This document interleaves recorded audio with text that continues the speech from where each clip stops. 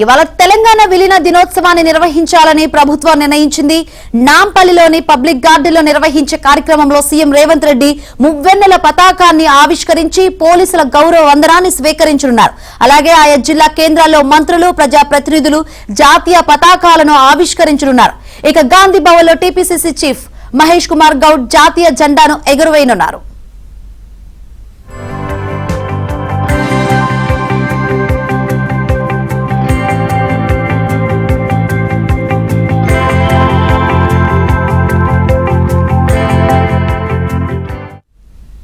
మన పోరాట చరిత్రకు ప్రతీక తెలంగాణ విమోచన దినోత్సవమని బీజేపీ రాష్ట్ర అధ్యక్షుడు ఎన్ రామచంద్రరావు అన్నారు.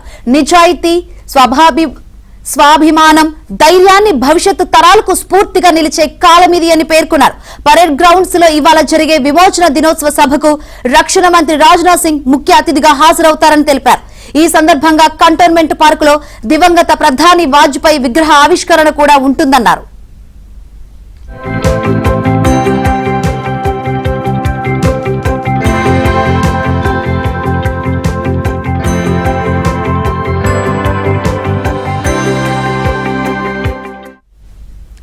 హైదరాబాద్ తెలంగాణ భవన్ లో బీఆర్ఎస్ జాతీయ సమైక్యత దినోత్సవాన్ని నిర్వహించనుంది. ఇందులో భాగంగా ఉదయం బీఆర్ఎస్ వర్కింగ్ ప్రెసిడెంట్ కేటీఆర్ జాతీయ జెండాను ఎగురవేస్తారు.